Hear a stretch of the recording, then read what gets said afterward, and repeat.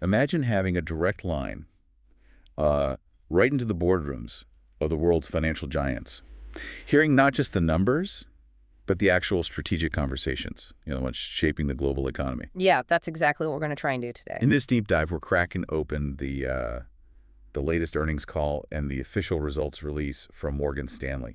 This is for the second quarter of 2025. And it's not just about like the raw financial data, although we'll definitely get into that. Right. It's really about understanding the pulse of a major player like Morgan Stanley, their strategy, and crucially, what it all signals for you and, well, the broader market.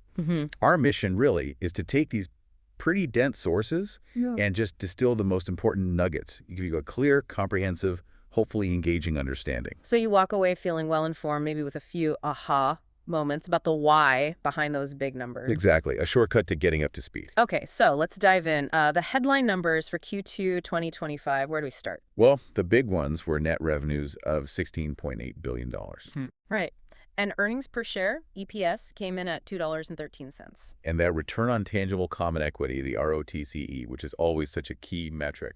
Always watched closely. That was strong, 18.2%. Yeah, 18.2%. And, ROTCE, just for context, it's a really crucial measure, isn't it? It shows how well a bank uses shareholder money to, well, make more money. For efficiency. Exactly. Hitting numbers like that consistently, it signals not just profit, but really excellent capital management, delivering value back. And it wasn't just Q2 in isolation, was it? It kind of locks in a really strong first half for 2025. That's right. If you look at the first 6 months combined, we're talking $34.5 billion in revenue. Huge. And an EPS of $4.73, with that first half ROTCE hitting 20.6%. Impressive stuff. But what really jumped out at me from the sources was this word they kept using, cadence. Yes, the cadence. That really captures it, doesn't it? It speaks to consistency. So unpack that for us. What does this cadence look like? Well, it means Morgan Stanley has now delivered 6 sequential quarters of pretty durable earnings. The EPS figures read like $2.02, $1.82, $1.88, $2.22, $2.60, and now this $2.13. Wow. So pretty consistent performance across different market backdrops. Precisely. It's not just about hitting targets. It signals that their pivot, towards a more diversified model, less reliant on just the ups and downs of capital markets, well, it's working. Especially with wealth management playing such a big role now. Absolutely. That kind of resilience, especially when markets are choppy, it's a significant competitive advantage, wouldn't you say? Definitely. Compared to firms maybe more stuck in the old, more volatile models. Right. Now, something else the sources mentioned, which I found quite intriguing, was this idea of the quarter being a quarter of two halves. Yeah, that was interesting. It started with uncertainty, some market volatility, apparently linked to U.S. trade policy. And then things seemed to steady out. Engagement picked up. Capital markets rebounded in the latter part. Can you walk us through that? What drove that shift? It's a great reflection of market sentiment, really. The first part of the quarter, April, maybe into May, there was definitely caution. Trade policy worries were swirling. Okay. But then, as those concerns either got a bit clearer or maybe just felt more manageable, you saw clients start to re-engage more actively. So Morgan Stanley managed to navigate that initial hesitation. Exactly, and maintain strong performance even during that uncertain patch. It really underscores the strength of having that diversified business model. They weren't just waiting. They were positioned to sort of hit the ground running when confidence returned. Which brings us neatly to one of the key drivers of that diversification, wealth and investment management. Wealth management in particular had a stellar quarter, didn't it? Oh, absolutely stellar. We're talking a record $2.2 billion in profit before tax. Wow, and the margins? Exceeding 28%, which shows really significant operating leverage. They're running that business very efficiently. And what about asset gathering? I heard net new assets were strong despite tax season. Yeah, that was remarkable. Even with higher seasonal tax payments causing about a $22 billion headwind, they still pulled in $59 billion in net new assets. $59 billion, that's pretty powerful. Shows real client trust, doesn't it? It really does. And successful client acquisition, clearly. And within that, the fee-based flows were $43 billion, so that seems important too. Hugely important. It highlights that clients are really valuing the advice they're getting. And it supports that durable, recurring revenue stream they're building. Less transactional, more relationship-based. So all these assets are piling up. Total client assets across both wealth and investment management are now over $8.2 trillion. getting closer to that $10 trillion target they've talked about. Right. But is there a risk of saturation there? Or do they have clear paths to keep growing past that $10 trillion mark? Hmm. How are they going to sustain this engine? That's a fair question, and they seem very focused on it. They're investing heavily in the platform itself, enhancing e-trade capabilities, for Wow. example, Okay. and crucially, expanding what they call the workplace channel. Ah, the workplace channel. Explain that a bit more. So think about embedding financial services directly into corporate benefits programs, offering employees everything from retirement planning, financial wellness tools, help with stock options. Got it. Reaching people where they work. Exactly. And the stat they shared was telling. Apparently, 70% of the new assets coming from this channel are completely new assets to Morgan Stanley. Wow. So it's not just moving existing client money around, it's genuinely new growth. Seems that way. A powerful engine for future growth, potentially pushing them well beyond that $10 trillion. Okay, let's switch gears slightly to the investment management side. Still within that broader wealth and investment management umbrella, but a distinct business. How did they fare? Also very solid, consistent inflows there too. Revenues hit $1.6 billion, which was up 12% compared to last year. Nice jump. Yeah, and the total assets under management, AUM, reached a new record of $1.7 trillion. Okay. And what's driving the inflows specifically? $1.7 trillion is a lot to manage. Well, they saw positive long-term net flows of $11 billion just in Q2. That brings the total for the year so far to $16 billion. Oh, cool. A lot of that success is down to their industry-leading parametric platform. Parametric. They're known for customized portfolios, right? Tax efficiency. Exactly. Customized, tax-efficient solutions, very popular. And also strong performance in their fixed income strategies. Right. And interestingly, they highlighted particularly strong demand for those parametric portfolios coming from their wealth management clients. Ah, so that shows the integration piece. Mm-hmm. Cross-selling or maybe just natural synergy between the divisions. Precisely, the integrated firm concept in action. Okay, let's pivot now to institutional securities. This is, the more traditional investment banking and trading side. How do they navigate the market shifts in Q2? Right, so overall, institutional securities revenue came in at $7.6 billion. Solid number. Within that, investment banking had that interesting pattern. We talked about the slowdown in April and May, then a strong rebound in June. What does that rebound tell us about broader market confidence? Are companies feeling ready to do deals again? It seems to suggest that. The initial caution was real, tied to those trade policy jitters. But the fact that activity snapped back so quickly in June suggests an underlying resilience. Companies and sponsors were ready to move once the immediate uncertainty cleared a bit. It wasn't like a prolonged paralysis. No, not at all. It shows corporate decision-making is adapting, perhaps. And within banking, equity underwriting was singled out as being particularly strong. Revenues of $500 million, up significantly year over year, even while debt underwriting and advisory were down. Yes, that strength in equity underwriting is a really positive leading indicator, isn't it? How so? What does it signal? Well, it suggests companies feel confident enough about their future prospects to actually issue new shares, often to fund growth or maybe M&A activity. It's generally seen as a more risk-on move than just refinancing debt. Okay, that makes sense. Confidence in expansion. Right. And speaking of M&A, they did mention the backlog is building. Ah, interesting. Any particular themes there? Yeah, focus on growth, especially in sectors like healthcare and technology. Those seem to be hot areas. No surprise there. And their IPO pipeline is apparently pretty balanced between the Americas and Asia, which suggests a broad-based recovery in capital markets, not just isolated pockets. Good to hear. What about the markets business? Trading. Also demonstrated significant strength. Their equities markets business, which is a leader, hit $3.7 billion in top-line revenue. Wow, $3.7 billion just in equities trading. Yeah, reflecting growth across different products and regions. And prime brokerage, which serves hedge funds, actually hit a record. Why was prime brokerage so strong? Mostly due to rising client balances. More assets being managed, more activity. Okay. And fixed income? Fixed income revenues were $2.2 billion. That was driven mainly by strength in macro products. Meaning? Things related to interest rates, foreign exchange. Clients were doing a lot of hedging, especially early in the quarter, trying to navigate, shifting rate expectations and FX trends. So responding to the volatility we saw earlier. Exactly. And regionally, they also noted strength compared to the prior period in both Asia and EMEA.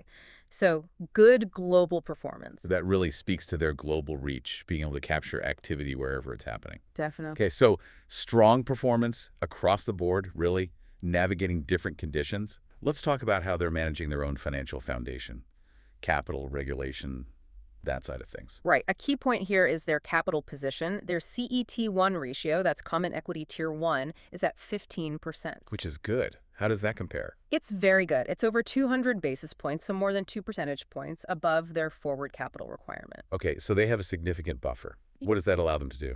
It gives them a lot of flexibility, significant room, really, to enhance shareholder returns. And they're doing that. Yes. They announced a new quarterly dividend of $1 per share. That's an increase of $0.75, shows confidence in future earnings. Nice bump for shareholders. And they're also doing stock buybacks opportunistically, currently running at about a $4 billion annual pace. Okay. Plus, they've reauthorized a big multi-year share repurchase program up to $20 billion. So a clear commitment to returning capital. But with all this excess capital, are they just returning it? Or are they seeing places to deploy it for actual growth? Oh, definitely looking at deployment for growth, too. They were quite explicit about the opportunities they see. Like where? Well, in investment banking, they want to deepen their footprint with corporates and clients. That means maybe extending more credit, expanding their sales force and coverage teams. Right. More lending, more bankers. In wealth management, it's about broadening their lending capabilities, leveraging those 20 million client relationships they have through E*TRADE and Morgan Stanley, and focusing heavily on that workplace channel we discussed. Makes sense. More services to existing clients. And in their markets business, the focus is on what they call durable financing businesses. Things like time brokerage, secured lending areas where they can be a leader and generate steady returns. Okay. So targeted investments in core areas. Now, you mentioned regulation earlier. There seems to be an expectation of a more constructive regulatory backdrop. What does that mean in practice? Well, they mentioned the new SLR proposal. That's the supplementary leverage ratio and potential reforms to CCIR, the stress tests.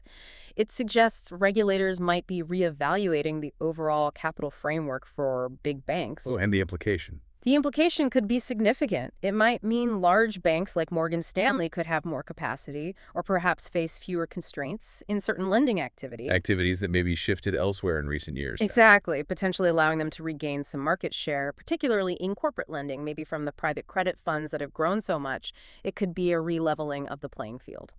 Interesting. A potential tailwind there. So, given all this potential and the strong organic growth, how are they thinking about acquisitions versus just growing what they have? The intense focus is definitely on organic growth first. They emphasize the extraordinary opportunity they see just within their existing businesses. Across wealth, investment management, parametric, real assets, private credit, and investment banking. Right. They feel there's a huge amount they can still achieve just by executing well on their current strategy.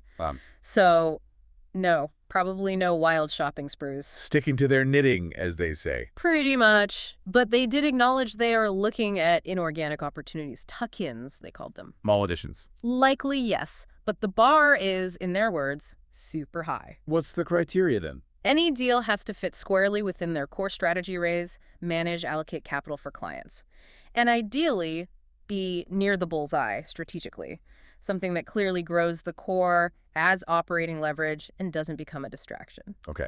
They mentioned past examples. Yeah. They cited Eaton Vance and Solium as the kind of ingenious acquisitions that really transformed the firm, not just bolted on assets. That's the kind of benchmark they're using.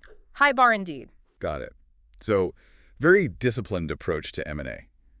Let's look at their market outlook now.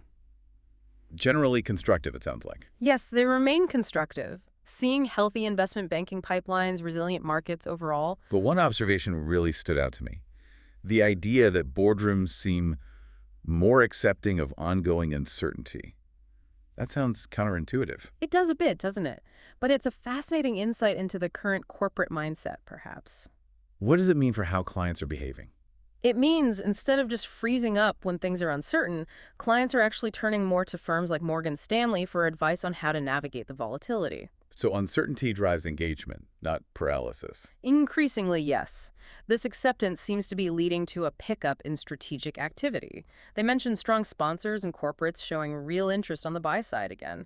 It's like businesses are adapting to a new normal, not just waiting for perfect calm. That's a really interesting dynamic. And what about the tariff situation? That was a source of uncertainty earlier in the quarter. Their perspective on that was interesting too. They suggested that if the cadence of tariff policy execution, basically, how tariffs are implemented stays within expected sort of quantifiable parameters. If it's predictable, even if it's happening. Right. Then it will likely act as a catalyst to clear more uncertainty, supporting a strong second half of 2025 and into 2026. Predictability seems key, even amidst change. Allows businesses to plan around it. Exactly, which lets capital flow. And this all loops back, doesn't it, to their concept of the integrated firm? Absolutely. It's central to their pitch, strategically knitting clients across all their different businesses, wealth, banking, markets, and across their global footprint. Offering access to capital, ideas, financing, strategy. All driven by what they describe as a unified culture starting at the top. It's about leveraging every part of the firm to create a more complete solution for the client. Makes sense. Okay, let's dig into a few specific nuggets from the Q&A part of the earnings call. Always some gems in there. The CEO was apparently asked what he sees as the #1 question for the firm right now. What was his take? He framed it squarely around incremental return on capital.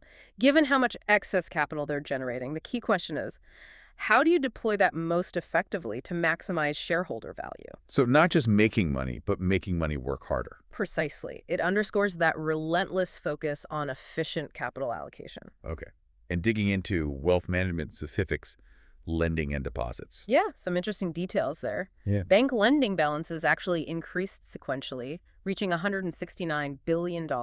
Driven by? Primarily securities-based lending, so clients borrowing against their investment portfolios. It shows they're deepening those relationships, offering more services. And then deposits. Total deposits were around $383 billion. Net interest income, or NII, was relatively flat compared to the prior quarter. What's the outlook for NII? They expect it to stay around recent levels, though they did note that if interest rates were to fall, that could potentially lead to increased sweep balances in deposit accounts. Right. Okay. What about newer topics? Stablecoins, tokenization, did that come up? It did. It's obviously a hot topic everywhere. Morgan Stanley's stance seems cautious, but actively monitoring. So watching closely, but not jumping in feet first? Pretty much. They noted it's still a little early to tell how exactly things like stablecoin legislation or tokenization will play into their core businesses. Pragmatic, focused on where they can add real, proven value. Makes sense for a firm like them. Now, one final really intriguing point from the Q&A was about lending through the capital markets division. There was talk of a 15-year dam breaking regarding regulatory limits. That sounds dramatic. It is a bold statement, isn't it? What does it imply? Well, it suggests they see a significant potential shift happening. The idea is that large, well-capitalized global investment banks might be able to regain a bigger role in corporate lending. A role that may be shifted to private credit after the financial crisis due to tighter regulations. Exactly. For years, regulations arguably pushed a lot of that activity into the private markets. But if the regulatory backdrop is indeed becoming more constructive, as they anticipate, then firms like Morgan Stanley see an opportunity to step back in more forcefully, to act as more central financiers, structurers, distribution engines for corporate credit. So leveraging their balance sheet and global client base in a way they maybe haven't been able to for over a decade. That seems to be the implication, a potential return to a more prominent role in financing corporations, possibly taking back some share from the private credit world. It's a really interesting dynamic to watch. Definitely one to keep an eye on. Okay, so wrapping up this deep dive. Yeah. You've just journeyed through Morgan Stanley's Q2 2025 earnings.